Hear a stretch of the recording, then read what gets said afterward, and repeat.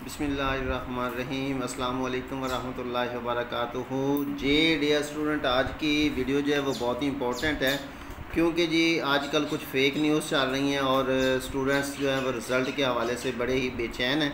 तो इंशाल्लाह जो हम ये आप लोगों को डेट बता रहे हैं तो इंशाल्लाह यही इंशाल्लाह एग्जैक्ट यही टाइम पे आएंगे जी। तो जी इसमें सबसे पहली बात बेटा ये है कि जो आपके रिज़ल्ट्स हैं अपडेट्स, उसमें जी आपके पेपरों की जो चेकिंग है वो स्टार्ट है। अब उसमें कुछ हद तक मरला चेकिंग का हो चुका है और कुछ कमी है जी। अब इसमें ये गर्दिश कर रही थी जी कि 1 सितंबर को जी और भी काफ़ी डेटें आपके यूट्यूब के ऊपर या ऐसे भी आप लोगों ने देखी होंगी, तो भाई वो ज़रा कुछ फेक चल रही थी। अब इसमें जी ये भी है, तो इसी इंशाल्लाह इसी डेट के अंदर ही जी आपको रिज़ल्ट मिलेगा। सबसे पहली बात है जी कि इंटर का सेकंड ईयर का जो रिज़ल्ट है वो इंशाल्लाह सितंबर के आखिरी हफ्ते में 25 सितंबर या इसके बाद इंशाल्लाह 100% मतवक्को है जी। इसके बाद आगे जी मैट्रिक के पेपर हो चुके हैं, तो मैट्रिक के जो हैं वो अक्टूबर के मिड में, ठीक है, यानी कि 15 अक्टूबर या इसके बाद जो है इंशाल्लाह मैट्रिक का रिज़ल्ट जो है वो अनाउंस हो जाएगा। इसके बाद भी फर्स्ट ईयर के जो रिसेंटली पेपर हुए हैं, तो इसमें जी नवंबर के पहले हफ्ते के अंदर इसका जी, क्योंकि टाइम कुछ दरकार होता है, सभी पेपर को चेकिंग होना, फिर कलेक्शन होना, फिर उनका रिज़ल्ट की तश्कील देना, फिर आगे उसको ऑनलाइन, यानी कि ये काफ़ी छोटा काम होता है, टाइम तलब होता है। तो वो फर्स्ट ईयर का जो है नवंबर के पहले हफ्ते में, इस तरीके से 9वीं क्लास 9th क्लास के जो है रिसेंटली पेपर चल रहे हैं अभी। अब उसके पेपर अभी मुकम्मल होंगे।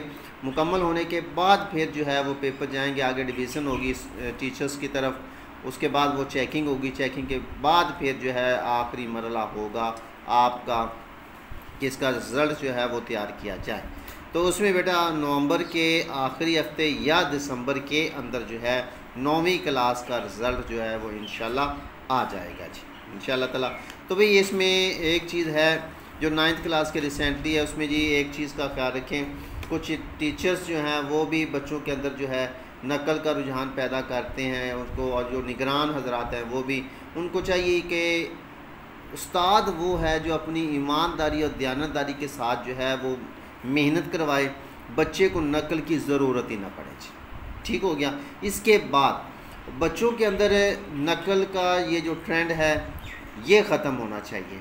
और इसमें फिर क्या होता है कि वो बच्चे जो पूरा साल मेहनत करते हैं, एकेडमिक्स भी रखते हैं, उसमें मेहनत करते हैं, अपने टेस्ट्स का ख्याल रखते हैं, और उसके मद्दे मुकाबले कुछ बच्चे ऐसे वो सारा साल जो है वो आवारागर्दी करते हैं।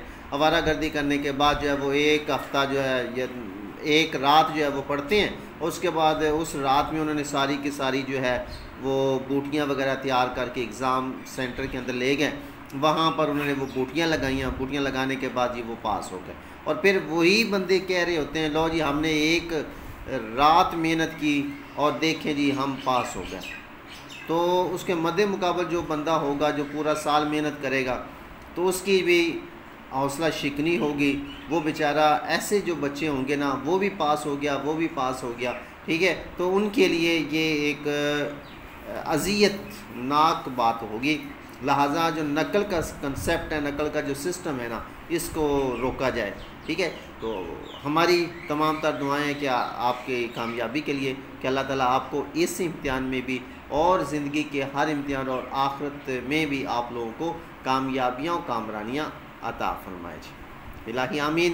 तो मिलते हैं फिर नई वीडियो के साथ, तब तक के लिए अपना ख्याल रखिए। अल्लाह हाफिज़।